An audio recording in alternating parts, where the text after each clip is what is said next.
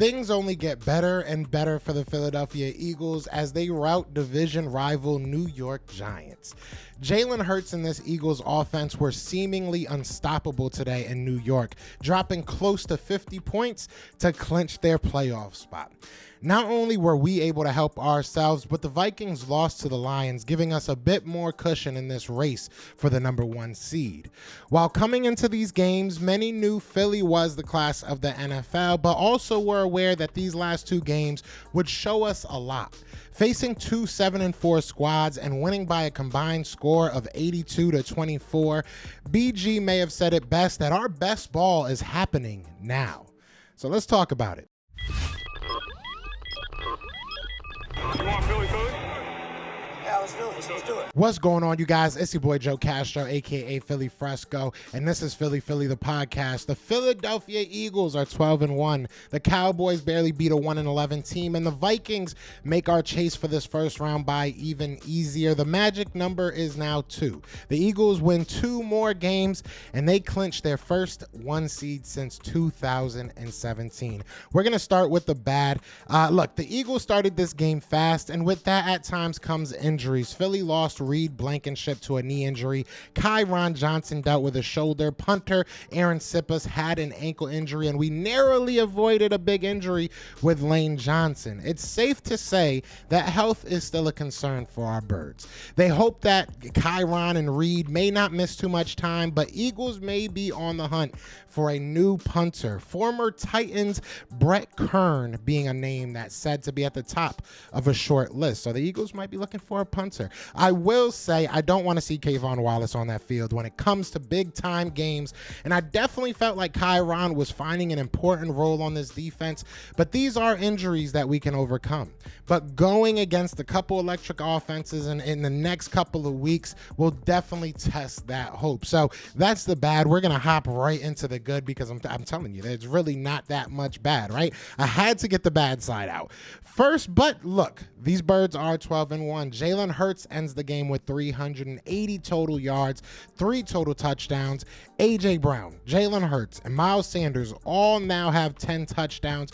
Jalen Hurts being rushing touchdowns, but this marks the first time in Philadelphia Eagles history that they have 3 players reaching that feat. Also, A.J. Brown does hit that 1,000-yard mark, being the first Eagle since Jeremy Maclin to do so. Booby Miles Sanders comes right behind him, hitting that 1K mark, being the first Eagles running back to do so since Shady McCoy. Now, this Eagles team is just absolutely amazing. There's literally, they show no signs of slowing down. This seems like it's going to be the norm. But let's not leave out the giant killer, right? Yeah, Boston Scott is the guy everybody wanted to know. While Boston Scott's impact may have not been offensively led as prior years, he still ended the game with a rushing touchdown and 3 kick returns for 117 yards. That's 39 yards per return. That's very impressive. That's what we need.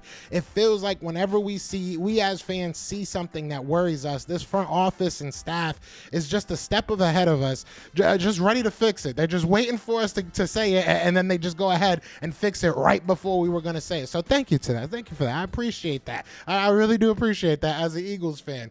But defensively, I cannot complain, man. Losing Reed could have been disastrous for this Eagles defense, but they stood the course, and they were able to dominate and, more importantly, dictate how this game would be played. 7 total sacks, 304 yards allowed, and a turnover. It was just great 4 quarters of play. And more specific things that should excite Eagles fans was the improving play and communication from our D-line. Adding guys like Joseph and Sue will pay big dividends, but they must feel comfortable within their role. Now, being able to hold Saquon Barkley to 28 yards feels like they are comfortable. Having Avonte Maddox backs was a big thing for the Birds, as he looked like he never missed a step. Coming in second for tackles for the team with 7 total, Maddox was all over the field, and he looked back at home. Having Avonte at full strength will bode very well, especially when Chauncey Gardner-Johnson returns. And lastly, on this defense, Christian Ellis, he can never be cut. I know some people don't care about special teams, but watching that young man fly around and throw his body at returners is absolutely amazing, and I need more of it in my life. He reminds me of a young Brian Brayman. But this game was incredible. And usually I have things to nitpick, but today I don't. So I'm going to drop some stats for you to use tomorrow at work and or school. So let's get into this. This is the fun part. So let's have some fun with it. So Jalen Hurts is now the only quarterback to rush for 10 touchdowns in consecutive years. The only one. There ain't no list. The Eagles currently have 27 total rushing touchdowns. That means that they are 12 away from besting a record set in 1924 by the Frankfurt Yellow Jackets and only 6 away from having the most rushing touchdowns as a team since the 2006 Chargers. Now, Nick Sirianni has made his bread. He's doing some good things for the Philadelphia Eagles. How good? This good. Nick Sirianni is now tied with Rich Kotite, former Eagles coach, for the most wins in his first 2 years as an Eagles head coach, and Ray Rhodes by now making the postseason his first 2 seasons back to back. Back to back. You know what I'm saying? You remember that, Drake? Back to back. That's what we doing out here. And the magic number, I said it before, is 2. 2 more wins. The Eagles clinched the number 1 seed in the NFC with 2 more wins and or a loss from the Vikings. It seems like they lose almost every other day now. So that's a beautiful one. Now, it got 2 more, and these are our shots. I'm not going to sit here and lie to you. These are shots to the Dallas Cowboys. So listen up closely. With the 7 sacks that the Eagles got in today's game, they now lead the NFL in sacks. And I know you guys hate to hear that because that's all I heard Cowboys fans talking about. They lead the NFL in sacks. I believe we're at 49, this being a year after being close to last place in the league with only 29 sacks. The turnaround has been amazing. And last, but so certainly not least, so certainly not least, the Dallas Cowboys damn near lost to a team with 1 win on the season.